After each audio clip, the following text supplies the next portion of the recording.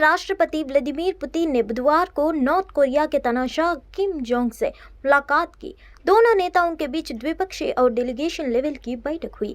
Putin ने तानाशाह के सम्मान में स्टेट डिनर होस्ट किया। डिनर के मेन्यू में डक सलाद, फिश सूप, मशरूम आलू, मार्बल्ड बीफ, कंडेंस्ड मिल्क और नट्स शामिल थे। दोनों नेताओं ने रूस नॉर्थ कोरिया के बीच रिश्ते और मजबूत करने पर टोस्ट किया है। किम जोंग ने कहा कि बुराई के खिलाफ अपने मिलिट्री ऑपरेशन में रूस की निश्चित तौर पर जीत होगी। हालांकि इस दौरान उन्होंने रूस का जिक्र नहीं किया।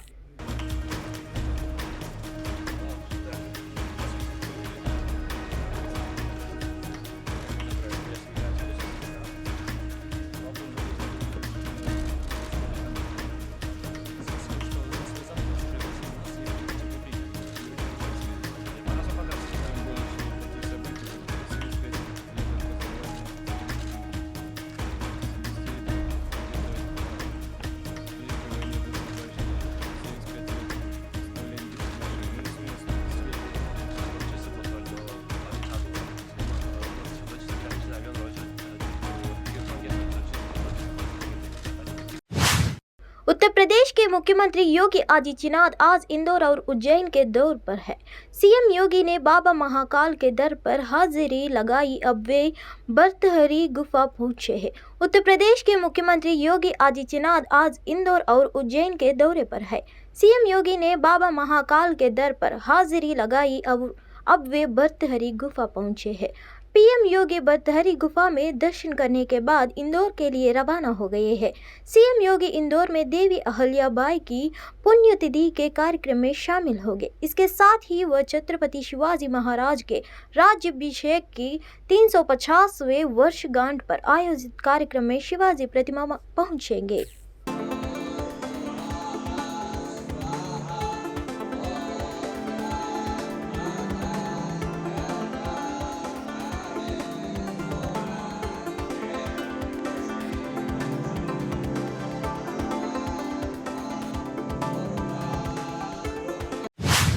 तृणमूल कांग्रेस के सांसद अभिषेक बनर्जी पश्चिम बंगाल में कथित स्कूल भर्ती घोटाले की जांच के सिलसिले में पूछताछ के लिए बुधवार को प्रवर्तन निदेशालय ईडी के सामने पेश हुए। अधिकारियों ने बताया कि टीएमसी के राष्ट्रीय महासचिव बनर्जी पूर्वाह्न करीब 11:30 बजे कोलकाता में ईडी के कार्यालय पहुंचे। ईडी के एक अधिकारी ने पीटीआई भाषा से कहा, बनर्जी को स्कूल भर्ती में कथित अनियमितताओं के संबंध में साक्ष्य प्रदान करने के लिए कहा गया है। हमारे अधिकारी उनसे घोटाले के संबंध में कुछ सवाल भी पूछ सकते हैं। डायमंड हार्बर से सांसद बनर्जी को बुधवार को दिल्ली में विपक्ष दलों के गठबंधन इंडिया की समन्वय समिति की बैठक में शामिल होना था, लेकिन ईडी अधिकारियों के सामने पेश होने के चलते वह इस बैठक में शिरकत नहीं कर पाएंगे।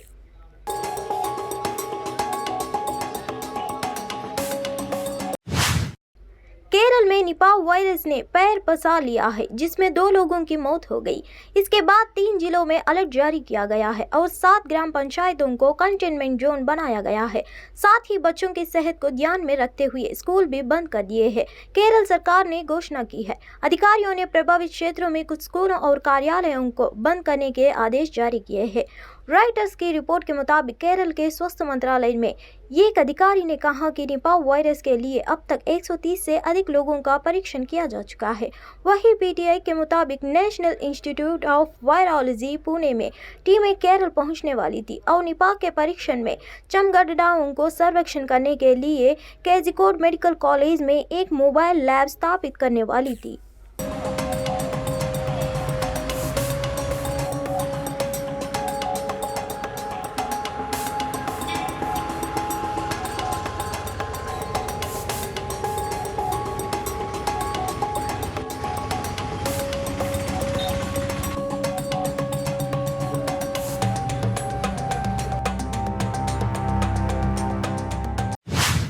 तमिलनाडु के युवा कल्याण मंत्री उदयनिधि स्टालिन ने तमिलनाडु के चेपाक में शारीरिक रूप से विकलांग व्यक्तियों के लिए एक विशेष चिकित्सा शिविर का उद्घाटन किया। मीडिया से बात करते हुए उदयनिधि स्टालिन ने इंडिया की जीत पर भरोसा जताया। उदयनिधि स्टालिन ने कहा, इंडिया गठबंधन निश्चित तौर पर बड़ी जीत हासिल करेगा। INDI गठबंधन विजय गठबंधन होगा जो भाजपा को घर भेजेगा। चुनाव की तारीख अभी घोषित नहीं हुई है, लेकिन पिछले 10 दिनों से चुनाव प्रचार चल रहा है।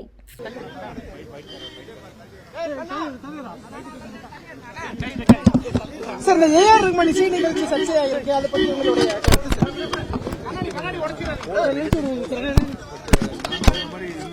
சார், அரசினுடைய ஏற்பாடுகள்ல ஒரு சில விமர்சனங்கள் வருது அந்த இசை நிகழ்ச்சி சம்பந்தமா. இல்ல, காவல்துறை சம்பந்தமா நடவடிக்கை எடுக்கப்பட்டிருக்கு. கூட்டம் வந்ததுனால கடைசி நிமிஷத்துல அதிகமாக கூட்டம் வந்ததுனால ஒரு காரணமா சொல்றாங்க. நிறைய நிகழ்ச்சிகள் நடந்திருக்கு. பட் சமூக வலைதளங்கள்ல ஏஆர் ரஹ்மானை டார்கெட் பண்ணி நிறைய விமர்சனங்கள் வருது, கவனிச்சுங்களா? குறிப்பா ரைட் விங் பர்சன்ஸ். காரணம் கிடைக்காதா அப்படின்னு காத்துக்கிட்டு இருப்பாங்க. இனிமே இது மாதிரி நடக்காம பாத்துக்கணும். சரியா யாரு உண்மையான காரணம் என்னன்னு கண்டுபிடிச்சு அதுக்கு நடவடிக்கை கண்டிப்பா. சார், நீங்க சனாதனம் குறித்து பேசுறதுக்கு சோனியா காந்தியும் ராகுல் காந்தி காரணம்னு JP நட்டா சொல்றாங்க. 7.5 லட்சம் கோடி ஊழல் பத்தி கொஞ்சம் பேசுவோமா? ஓகே சார், அதை பத்தி கொஞ்சம் பேசுறாங்க. மணிப்பூர் இஷ்யூ பத்தி பேசுங்க. சனாதனம் பத்தி அப்புறமா பேசுவோம். நான் இங்கதான் இருக்க போறேன். தொடர்ந்து 200 வருஷமா பேசிட்டு இருக்கோம். அதை மட்டுமே இப்ப பேசாதீங்க. கண்டிப்பா அதை பத்தி பேசிதான் ஆகணும். அதை பத்தி பேசுவோம். அதை விட ரொம்ப ரொம்ப முக்கியம் இப்ப இருக்கக்கூடிய இந்த பாசிச பாஜக அரசை நம்ம ஒழிக்கணும். அதை கான்சென்ட்ரேட் பண்ணுவோம். சார், இந்த 7 இந்தியா அலைன்ஸ்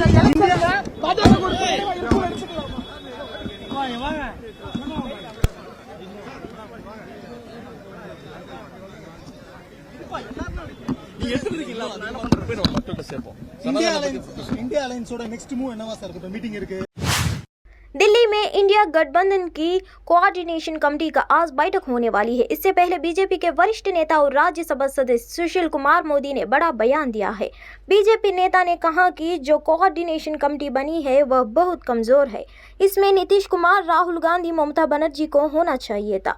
हर पार्टी के वरिष्ठ नेता निर्णय करते हैं, बाकी लोगों का अधिकार नहीं है।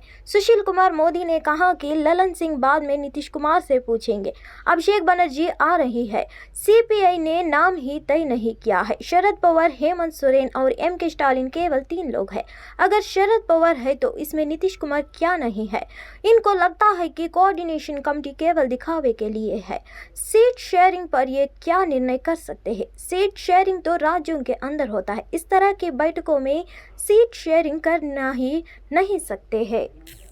को 13,000 वोट आया, बुरी तरह से हार गया। केरल के अंदर बाई इलेक्शन में कांग्रेस और CPI एक दूसरे के खिलाफ चुनाव लड़ रही है। तो सीट शेयरिंग तो ये इस तरह की बैठकों में कर ही नहीं सकते।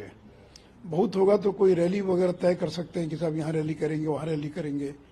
बाकी जो 4 कमेटी बनी, अभी तक ममता बनर्जी ने 4 कमेटीज में कहीं भी अपना नुमाइंदा जो है अभी तक नहीं दिया। क्या कारण है? और अब तो झगड़ा शुरू हो गया प्रधानमंत्री पद को लेकर। कल ललन सिंह ने एक सभा के अंदर बाकायदा उनका बायोडाटा रिलीज। आयकर विभाग ने उत्तर प्रदेश के रामपुर में समाजवादी पार्टी के नेता आजम खान से जुड़े कई परिसरों पर तलाशी ली। IT कर्मियों की टीमें समाजवादी पार्टी नेता से जुड़े कई परिसरों पर छापेमारी करने के लिए रामपुर, मेरठ, लखनऊ, गाजियाबाद, सहारनपुर, सीतापुर सहित शहरों में पहुंची। इस पर बोलते हुए बीजेपी नेता अखिलेश सक्सेना ने कहा कि उन्होंने 2021 में CBDT शिकायत दर्ज कराई थी कि आजम खान के ट्रस्ट में दिखाया गया दान पूरी तरह से फर्जी है और उन्होंने इस मामले की जांच का अनुरोध किया था। आगे बोलते हुए उन्होंने मांग की कि दोबारा मूल्यांकन कराया जाए और आजम खान पर उनकी संपत्ति के नए और ताज़ा मूल्यांकन के आधार पर टैक्स लगाए जाए। जो यूनिवर्सिटी का निर्माण हुआ है वो पूरी तरीके से फेक है। जिस आदमी ने डोनेशन दिया है, हम ये चाहते हैं कि उसकी ये जांच होनी चाहिए कि वो उसके लायक है या नहीं। दूसरा, आजम ने अपनी यूनिवर्सिटी की जो कॉस्ट है वो एक्चुअल कॉस्ट से बहुत कम बता रखी है। हमारी मांग ये शुरू से थी कि आजम की यूनिवर्सिटी का वैल्यूएशन दोबारा से किया जाए और होने के बाद जो कॉस्ट वैल्यूएशन वाले लगाते हैं उस कॉस्ट पर आजम की इनकम पर टैक्स लगाया जाना चाहिए। अब रेड चल रही है। देखिए, ये तो होना ही था। जो जिसने गलत किया है तो उसको उसकी सज़ा मिलेगी ही। और हम तो ये कहते हैं कि आज़म तो ये कहते थे कि मैं तो गरीब आदमी हूँ, मुझे क्या फ़र्क नहीं पड़ता, तो इसमें क्यों परेशान होने की बात है? भाई, जब आप पाक साफ हैं तो क्यों चिंता? आगामी भारतीय समन्वय समिति की बैठक पर बोलते हुए भारतीय कम्युनिस्ट पार्टी के महासचिव डी राजा ने कहा कि यह पहली बैठक है जहां सीट बंटवारे के मुद्दे पर चर्चा की जाएगी। डी राजा ने कहा, हम पहले चर्चा किए गए फैसला या प्रस्तावों की समीक्षा करेंगे। मुंबई बैठक में हमने मुद्दों पर पर्याप्त चर्चा की। अब समय आ गया है कि हम लोगों के पास जाना चाहिए, उन्हें संगठित करना चाहिए। इसके लिए हमें देश के विभिन्न हिस्सों में विशिष्ट मुद्दों पर सार्वजनिक रैलियां, सार्वजनिक बैठकें आयोजित करनी चाहिए। सीट बंटवारे पर पहले से ही औपचारिक और अनौपचारिक बातचीत हो रही है। यह पहली बैठक है, हम मुद्दों पर चर्चा करेंगे। Elections to the state assemblies are very close, and already there are informal, formal talks on seat sharing. How is the progress? What guidance can be given? This can be also an issue. I am not very sure because the representatives from other parties they also will come with some ideas. So this is the first meeting. We will discuss. Jammu Kashmir Peoples Democratic Party के कार्यकर्ताओं ने श्रीनगर में केंद्र सरकार के खिलाफ विरोध प्रदर्शन किया। यह विरोध अमेरिकी सेब पर अतिरिक्त आयात शुल्क कम करने को लेकर था। प्रदर्शनकारियों ने हाथों में तख्तियां लेकर नारे लगाए। स्थिति को नियंत्रित करने के लिए पुलिस कर्मियों को तैनात किया गया था।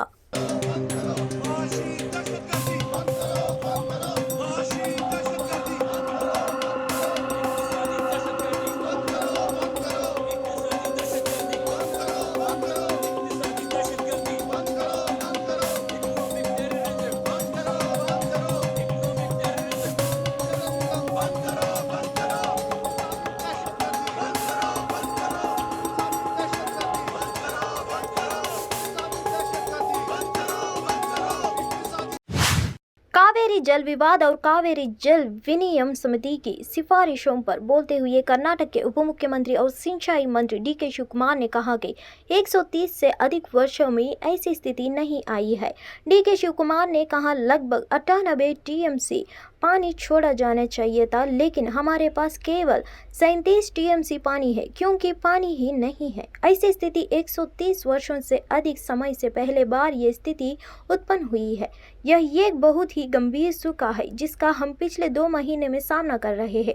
पिछले बार हमारे पास जितना सूखा था उससे 4 गुना अधिक सूखा इस बार है।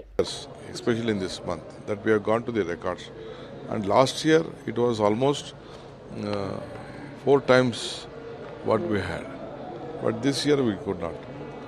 I will place the fact before the committee. We have already instructed our legal team to just wait for our decision. We will discuss and we will take a call. You are supposed to travel Delhi, sir? I think Honorable Minister is in Rajasthan. I spoke to his office. I can't because I am going to Rajasthan also to meet him today only. Today only I am going to him, meet him, explain the situation. We will place our stand before, because lot of senior officers of the central government are there. We will place our records before.